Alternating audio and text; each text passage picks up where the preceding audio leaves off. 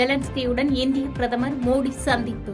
தலைநகர் கீவ் சென்ற பிரதமரை தழுவி வரவேற்ற ஜெலன்ஸ்கி. செந்தில் பாலாஜி மீதான வழக்குகளை விசாரிக்க ஆளுநரின் ஒப்புதல் தாமதமாவதே காரணம். உச்சநீதிமன்றத்தில் தமிழக அரசு குற்றச்சாட்டு. நேபாள நாட்டில் 40 இந்திய பயணிகளுடன் சென்ற பேருந்து ஆற்றில் கவிழ்ந்து விபத்து. பொக்காராவில் இருந்து காத்மாண்டு நோக்கி சென்ற பேருந்து கவிழ்ந்ததில் 11 பேர் உயிரிழந்ததாக தகவல். சென்னையில் ஆபரண தங்கத்தின் விலை சவரனுக்கு 60 ரூபாய் குறைந்து 53,280 ரூபாய்க்கு விற்பனை.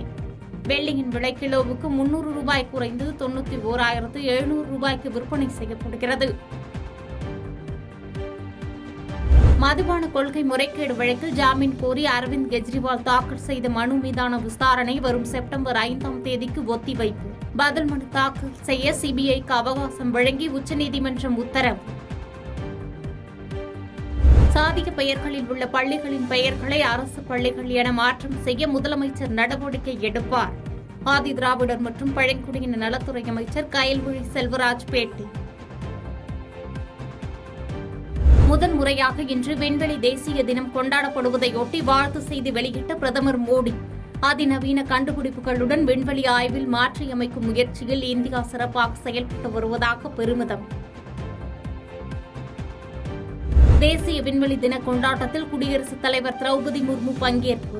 இஸ்ரோ நடத்திய ரோபோட்டிக்ஸ் போட்டியில் வெற்றி பெற்றவர்களுக்கு பரிசுகளை வழங்கினார்.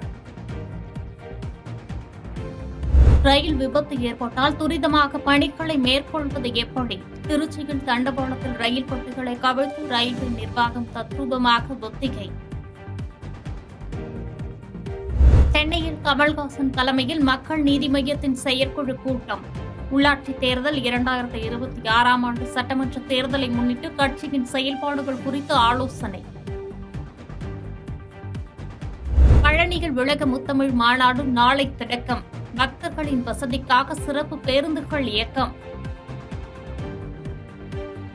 வேளாங்கண்ணி புனித ஆரோக்கிய அன்னை பேராலயத்தில் ஆண்டு பெருவிழா. நாகை மற்றும் கீழ்வேலூர் வட்டங்களில் உள்ள பள்ளி கல்லூரிகளுக்கு வரும் 29ஆம் தேதி உள்ளூர் விடுமுறை. காவிரியில் தமிழகத்திற்கான நீர்வரத்து 8000 கன அடியாக சரிவு. ஒகேனக்கல் அருவியில் சுற்றுலா பயணிகள் குளிக்க தடை 39 நாட்களுக்கு பின் நீக்கம். வேடச்சந்தூர் அருகே வழி விடுவது தொடர்பாக அரசு பேருந்து ஓட்டுநர் மற்றும் இருசக்கர வாகனங்களில் சென்றவர்களிடையே வாக்குவாதம். சாலையின் குறுக்கே பேருந்தை நிறுத்தி போராட்டம் நடத்தியதால் போக்குவரத்து பாதிப்பு. பங்குச்சந்தையில் வர்த்தகம் செய்ய அனில் அம்பானிக்கு 5 ஆண்டுகள் தடை விதித்தது செபி. நிறுவனத்தின் நிதியை மோசடியாக பயன்படுத்திய புகாரில் நடவடிக்கை. கிருஷ்ணகிரியில் பாலியல் கொடுமை வழக்கில் கைதான சிவராமனின் தந்தையும் உயிரிழப்பு. குடிபோதைகள் கீழே விழுந்ததால் தலையில் காயமடைந்து உயிரிழந்து விட்டதாக காவல்துறை விளக்கம். வனத்துறை கட்டுப்பாட்டுக்குள் வந்தது பழைய குற்றால அருவி. முழுமையான சோதனைக்கு பிறகு அருவிக்கு செல்ல சுற்றுலா பயணிகளுக்கு அனுமதி. நேபாளத்தில் ஆற்றல் பேருந்து கவிழ்ந்து விபத்து. இந்தியர்கள் பலர் உயிரிழந்திருப்பதாக தகவல். பாதகம் செய்பவரை கண்டால் நாம் பயங்கொள்ளலாகாது பாப்பா. மோதி மிதித்து விடு பாப்பா, அவர் முகத்தில் உமிழ்ந்து விடு பாப்பா. அண்மை செய்திகளை உடனுக்குடன் தெரிந்து கொள்ள இணைந்திருங்கள் இயம்நாடு தொலைக்காட்சியுடன்.